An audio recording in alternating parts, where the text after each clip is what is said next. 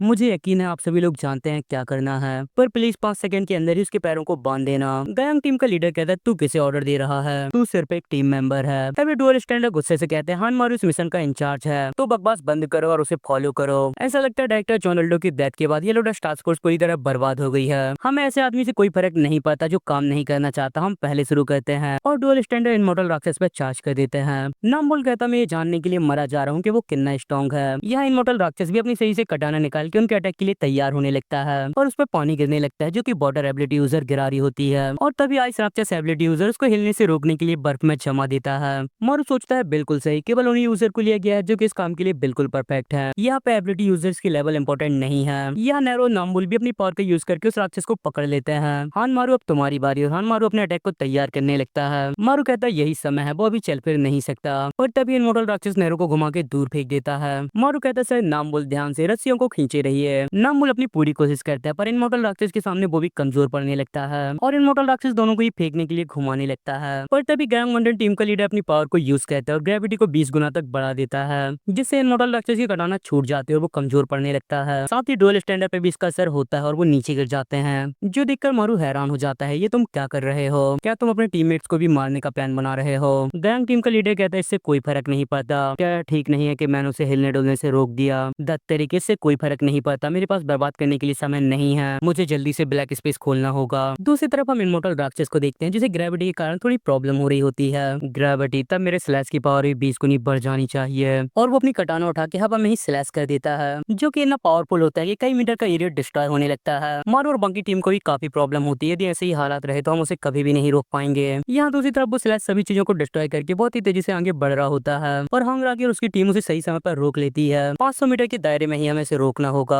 हमें इस बात का ध्यान देना होगा कि माउंटेन के नीचे जाके कोई तबाही ना मचाए, और वो सभी अपनी पूरी पावर लगा के उस अटैक को रोकने लगते हैं। छिप युआंग कहते हैं कि इस बात का ध्यान रखना कि इनमॉर्टल राक्षस और कहीं ना जाए। हमें उसे किसी और जगह पर दोबारा जिंदा होने से रोकना होगा और हम देखते हैं इसकी जिम्मेदारी स्मेल सेंस करने वाले एबिलिटी यूजर्स के पास होती है। छिप युआंग कहते हैं फिश 2 की बारी है ना? टीम लीडर कहता हाँ बस नामबुल बहुत ज्यादा एक्साइटेड ना हो जाए। यहाँ दूसरी तरफ नामबुल पूरी तरह एक्साइटेड होकर इनमॉर्टल राक्षस पर अटैक कर रहा होता है। बहुत बढ़िया, भले ही ये तुम्हारे लिए खत्म हो गया हो पर मैं बहुत ताकतवर हूँ, चलो देखते हैं तुम क्या कर सकते हो। पर तभी इनमॉर्टल राक्षस अपनी कटाना को उसके पेट के आर पार कर देता है, लेकिन राक्षस हैरान हो जाता है क्योंकि नामबुल घायल होते हुए उसके हाथ को पकड़ लेता है। पकड़ लिया तभी बुसान ब्रांच का चीफ अपने हाथ को इनमॉर्टल राक्षस के सिर पर घुसा देता है। तुम लोगों ने कड़ी मेहनत की, अब यहाँ से हम संभाल लेंगे। और वो सभी उसके माइंड को मैनिपुलेट करके उस पर मेंटल अटैक करने लगते हैं। ये सब क्या है? क्या मैं स्पिरिट वर्ल्ड में हूँ? चीफ भी कहते हैं सभी लोग ध्यान दो, अब से 5 सेकंड के लिए। जब तक हानमारू अपनी एबिलिटी को तैयार कर रहा है हमें ध्यान देना होगा इस आदमी की स्पिरिट ना जागे। और 5 सेकंड स्टार्ट हो जाते हैं। हानमारू अपने अटैक को तैयार करने लगता है। यहाँ दूसरी तरफ इनमॉर्टल राक्षस की स्पिरिट अटैक करने लगती है, जिससे वो लोग कमजोर पड़ने लगते हैं और अभी 1 सेकंड भी नहीं हुआ होता है। इनमॉर्टल राक्षस लगातार अटैक कर रहा होता है, जिससे उन सभी की हालत खराब होने लगती है।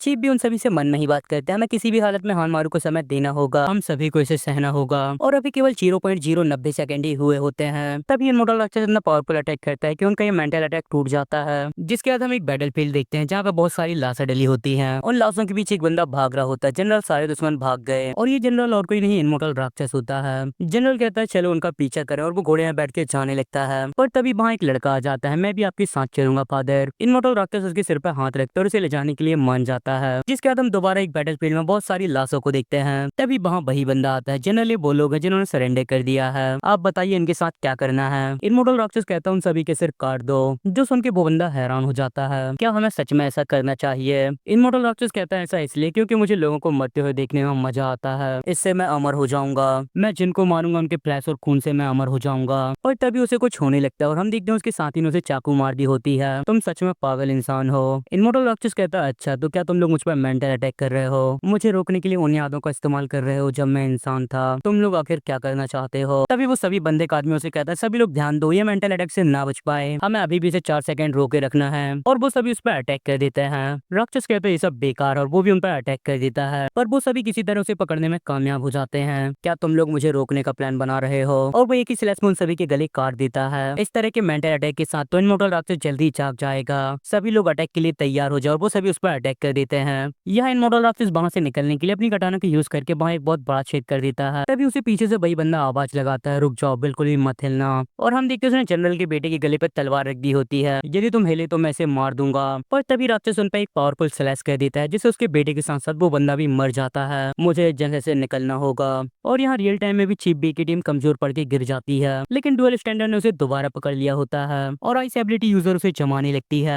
वो लोग उसे रोकने की पूरी कोशिश करते हैं, पर तभी इनमॉर्टल राक्षस जाग जाता है और अपने आप को उन सभी से फ्री कर लेता है। तभी वो आइस एबिलिटी यूजर को भी पंच मार देता है, जिससे वो दूर जाके गिरती है। जो देखकर गैंग मंटन टीम का लीडर अपनी ग्रेविटी पावर का यूज करने लगता है, पर तभी राक्षस अपना हाथ काट लेता है, जिससे उसका हाथ भी कट जाता है। मुझे रोकने के लिए उसने अपना ही हाथ काट दिया और तभी नामुर उस पर चार्ज कर देता है। मारू उसे रोकने की कोशिश करता है, उसके और करीब मत जाओ और अपना अटैक लॉन्च कर देता है। क्या ये कोई प्लान है? यह मारू का अटैक तेजी से उसकी तरफ बढ़ रहा होता है, जिसके लिए अभी भी थोड़ा समय कम रहा होता है। गंग वायलेंट टीम, अब तुम्हारी बारी है। और तभी राक्षस के पैर की हड्डी टूट जाती है। वो हैरान होकर पीछे देखता है, पर उसे कुछ भी नहीं दिखता। पर हम देखते हैं वहाँ पे गंग वायलेंट टीम होती है, जो कि नाम यूसी के बैरियर के कारण नहीं दिख रहे होते हैं। तभी कांग अपने हाथ पे कट लगाती है, एक स्पेयर बनाने लगती है और सीधा उसे इनमॉर्टल राक्षस के सिर के आर पार कर देती है। और तभी 5 सेकंड भी पूरे हो जाते हैं। आखिरकार हमने एक कर दिखाया। मारू का भी ब्लैक स्पेस का अटैक राक्षस के पास पहुंच जाता है। तभी कांग उसे बंद करने के लिए कहती है, जल्दी उसे बंद करो। मारू उसे बंद कर देता है, जिससे राक्षस ब्लैक स्पेस के अंदर चला जाता है। सभी लोग शौक में होते हैं, क्या राक्षस खत्म हो गया?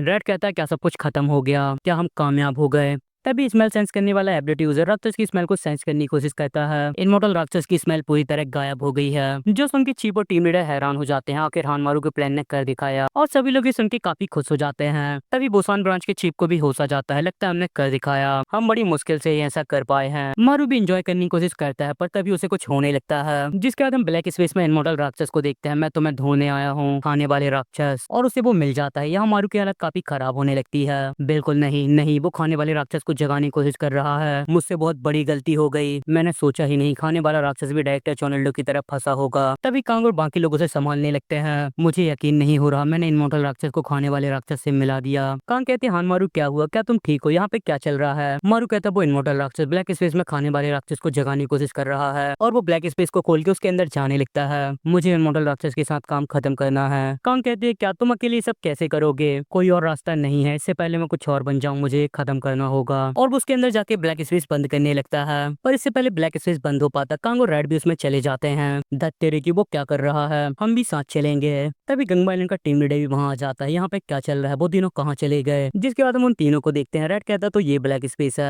आखिर तुम लोग मेरे पीछे क्यों आ गए? क्या तू बेवकूफ है? तू अकेले कैसे जीतेगा? क्या तुम्हारे पास कोई प्लान है? मारू कहता है, स्पेशल स्लैश, मैं यहाँ बिना किसी चिंता के उसका इस्तेमाल कर सकता हूँ। रेड कहता, पर क्या तुम इनमॉर्टल राक्षस की स्पीड को मैच कर पाओगे? यदि तो एक बार में से नहीं कर पाया तो हम सभी मारे जाएंगे। कांग कहते, तो फिर हम उसे किसी भी हालत में एक ही जगह रोके रखेंगे। और वो सभी उसकी तरफ बढ़ने लगते हैं। यहाँ इनमॉर्टल राक्षस लगातार खाने वाले राक्षस को फ्री करने की कोशिश कर रहा होता है, जिसके बाद हम दोबारा ब्लैक स्पेस के बाहर देखते हैं। चीफ कहती, सभी लोग अपनी बैटल पोजीशन में रहो, अगर इनमॉर्टल राक्षस दोबारा आ गया तो हम काफी बड़ी परेशानियां पड़ सकते हैं। हांग रागी कहती है, क्या बकवास है, खत्म ही नहीं हो रहा। गंग वायलेंट टीम का लीडर कहता है, मैं बस आशा कर रहा हूँ कहीं सबसे खराब चीज ना आ जाए। सबसे खराब चीज वो क्या है? क्या इनमॉर्टल राक्षस के वापस आने से ही बहुत बुरी बात है? हान मारू, कहीं वो खाने वाले राक्षस के काबू में ना आ जाए, ये हमारे लिए सबसे बुरी चीज होगी।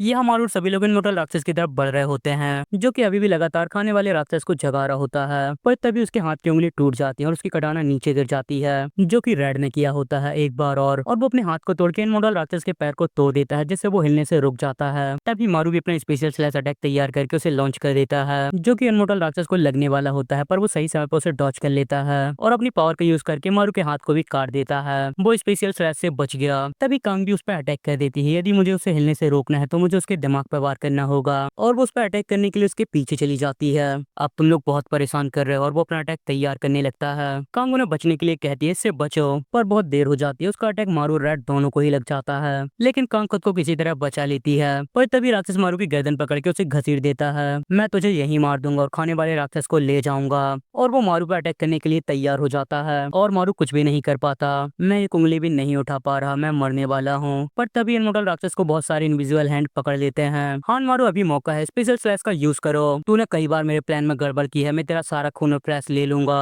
और वो रेड की गर्दन काटने के लिए अपनी गर्दन को काटने लगता है, जिसे मारू देख तो रहा होता है पर कुछ भी नहीं कर पाता और उसके ऊपर खून गिरने लगता है, जो देख के वो बहुत ज्यादा हैरान हो जाता है। पर ये कांग होती है जिसने इमोर्टल राक्षस के दिमाग पर अटैक कर दिया होता है। इसे बेहोश रखने के लिए मैं अपने खून का इस्तेमाल कर रही हूँ, लगातार चाकू बनाए रखने के लिए। जल्दी करो, स्पेशल फ्लैश का यूज करो। और हम देखते हैं खून का ज्यादा इस्तेमाल करने के कारण उसकी हालत खराब होने लगती है, उसकी गर्दन नीली पड़ने लगती है। मारू सोचता है लेकिन मैं अभी स्पेशल फ्लैश का यूज करूँ तो तुम दोनों भी मारे जाओगे, यदि ऐसा है तो। और वो अपना हाथ उठा के रेड के पास एक पोर्टल खोल देता है और रेड उसके अंदर जाने लगता है। पोर्टल, ये तुम क्या कर रहे हो? हानमारू, ये तुम क्या कर रहे हो? और वो गायब हो जाता है और तभी कांग के पीछे ही पोर्टल खुल जाता है। बिल्कुल नहीं, पर इससे पहले वो कुछ कर पाती, मारू उसे उसके अंदर धक्का दे देता है। तुम दोनों को वापस जाना चाहिए। तभी कांग की चाकू से मारू के हाथ में भी कट लग जाता है। हानमारू, ये तुम क्या कर रहे हो? और वो भी गायब हो जाती है, जिसके बाद मारू और इमोर्टल राक्षस ही वहाँ बचते हैं। और तभी राक्षस को भी होश आ जाता है, जिसे मारू भी देख लेता है। उनकी फाइट स्टार्ट हो जाती है, पर राक्षस मारू के मुंह को पकड़ के उसे पटक देता है। पर तभी वो हैरान हो जाता है क्योंकि मारू ने उसे काट लिया होता है। और तभी वो अपने हाथ को दूर कर लेता है। ये तूने क्या किया? मारू कहता है मैंने तुम्हें मारने का सबसे अच्छा तरीका ढूंढ लिया है। और तभी ब्लैक स्पेस टूटने लगता है। मारू कहता है मेरी स्पेस राक्षस की पावर खत्म हो गई है, अब तुम और मैं इस ब्लैक स्पेस में गायब हो जाएंगे। पर तभी राक्षस उसके हाथ को काट देता है, लेकिन अब मारू के पास भी इमोर्टल राक्षस की पावर होती है, जिस कारण इमोर्टल राक्षस का हाथ भी कट जाता है और मारू का हाथ हील होने लगता है। अब मैं भी इमोर्टल हूँ, इसीलिए मुझ पर बेकार हमले करना बंद करो और यही मेरे साथ मरो। राक्षस थोड़ी देर शांत होकर कहता है तुम कितने बेवकूफ हो, मुझे यकीन नहीं हो रहा तुमने मुझसे छुटकारा पाने के लिए अपनी जान को जोखिम में डाल दिया। मारू कहता है मेरा मरने का कोई इरादा नहीं था, यदि तुम यहाँ नहीं होते तो। तभी राक्षस अपनी गले पे तलवार रख लेता है, तुमने जो किया उसकी भरपाई करो, और अपने सिर को अलग कर देता है, जिससे मारू का ब्लड और फ्लैश उसके पास जाने लगता है। तुम्हें क्या लगता है कि केवल तुम ही एकमात्र इमोर्टल हो? अगर मैं तुम्हारी खून और फ्लैश को दोबारा ले लूं? वो ऐसा करने लगता है, लेकिन वो ऐसा नहीं कर पाता और कंकाल में बदलने लगता है। ये सब क्या है? और तभी राक्षस हील हो जाता है। भले ही हमारी एबिलिटी एक जैसी हो, लेकिन तुम मुझसे नहीं जीत सकते एक मॉडल की बॉडी के साथ। और तभी मारू पूरी तरह कंकाल में बदल जाता है। मारू सोचता है नहीं रुको, वैसे भी हम दोनों यहीं मरने वाले हैं तो इसका कोई फायदा नहीं है। राक्षस उसके कंकाल को पकड़ के कहता है वैसे भी तुम दर्द ही सहने के लायक हो, अब एक इमोर्टल को मारने की सजा भुगतो। तुम्हारे अंदर जो भी है मैं सब कुछ ले लूंगा, यहाँ तक कि तुम्हारी आत्मा भी। तुम्हारे लिए कोई आफ्टर लाइफ नहीं है, मुझ में समा जाओ और गायब हो जाओ। और मारू को कंकाल भी राख में बदल जाता है और वो चिल्लाता रहता है नहीं नहीं। लेकिन तभी खाने वाला राक्षस फ्री हो जाता है और वो फ्री होते ही इमोर्टल राक्षस को काट लेता है। इमोर्टल राक्षस कहता है खाने वाले राक्षस ये सब क्या है, तुम्हारी हिम्मत कैसे हुई? पर खाने वाला राक्षस नहीं रुकता और उसे खा लेता है, जिससे उसका फ्लैश और खून मारू के कंकाल के पास जाने लगता है। मारू सोचता है खाने वाला राक्षस क्या वो मेरी मदद कर रहा है या वो मुझे भी खा जाएगा। और तभी मारू की बॉडी पूरी तरह रिकवर हो जाती है और खाने वाला राक्षस मारू को पकड़ के गले लगा लेता है। मारू कहता है ब्लैक स्पेस गायब हो रहा है, क्या यही अंत है या ये मेरी रक्षा कर रहा है? क्या इसलिए अगर मैं जिंदा रहा तो ये भी जिंदा रहेगा? खैर अब जानने का क्या फायदा, सब कुछ खत्म हो गया है। किस्मत से वो दोनों अभी भी जिंदा होंगे और मैं यहाँ मरने वाला एकमात्र आदमी हूँ। और वो याद करने लगता है उसने उन्हें भेज के ठीक किया। जिसके बाद हम ऑफिसर कांग और रेड को देखते हैं। टीम लीडर गुस्से से कहता है ऑफिसर कांग रेड। तभी यून कहती है क्या हुआ, हम सभी तुम्हें ब्लैक स्पेस में जाते देख हैरान हो गए थे। लीडर कहता हानमारू के बारे में क्या, वो कहाँ है? कांग कहती उसने हमें ब्लैक स्पेस से बाहर निकाल दिया,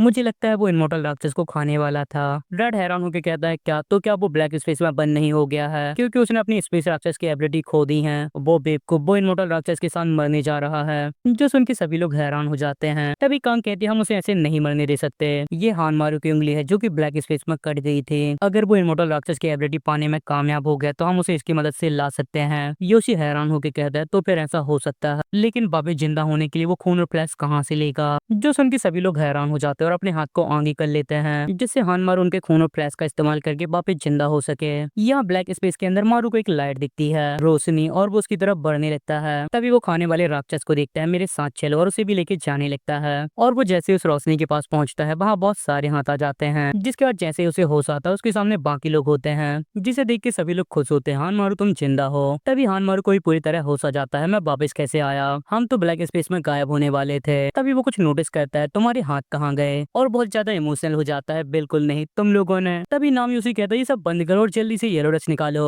ये इतना ज्यादा दर्दनाक है कि मुझे लगता है मैं मरने वाला हूँ। तभी रेड उसे कुछ कपड़े देता है। तुझे इस तरह देख के मेरी आंखें दर्द करने लगी, इसीलिए पहले कुछ कपड़े पहन ले। जिसके बाद मारू येलो ड्रेस निकालने लगता है, जिससे उन सभी के हाथ हील हो जाते हैं। चीप कहती है आखिर उसने इमोर्टल राक्षस को मार दिया। हाँ आखिरकार उसने कर ही दिया। यहाँ वो सभी पार्टी का प्लान बना रहे होते हैं। टीम लीडर कहता है हम सभी को पार्टी करनी चाहिए तुम्हारी मौत के बाद आने की जश्न के लिए। अब चूंकि डायरेक्टर जोनाल्डो हमारे साथ नहीं है तो क्या हान मारू ही हमारी एकमात्र आशा है। और यहाँ पे स्पेशल सिविल सर्वेंट का सीजन 1 खत्म हो जाता है और सेकंड सीजन कब आएगा मैं तुम्हें जल्दी अपडेट कर दूंगा। जिसके बाद हम पोस्ट क्रेडिट सीन देखते हैं। सियोल हेडक्वार्टर चीफ का कॉल आया है। मैं हेडक्वार्टर से चीफ युयांग बोल रही हूँ। काफी लंबा समय हो गया जेजू हेडक्वार्टर चीफ 8 गॉड्स के साथ क्या करना है उसके लिए इमरजेंसी मीटिंग बुलाई गई है। सभी ब्रांच के चीफ्स को इस पर भाग लेना है। जल्द ही मिलेंगे। ठीक है सियोल में मिलते हैं। 8 गॉड मैं देखने के लिए इंतजार नहीं कर सकता वो कितने स्ट्रॉन्ग हैं। जिसके बाद हम बीच के किनारे एक नए कैरेक्टर को देखते हैं जो कि दिखने से 8 गॉड में से एक ही लग रहा है। बाकी सीजन 2 में ही पता चलेगा जो कि मुझे विश्वास है जल्दी आ जाएगा। बाकी मिलते हैं एक नई मानवा और एक्सप्लेनेशन के साथ। और हाँ जाते जाते प्लीज लाइक और सब्सक्राइब भी कर दो यार।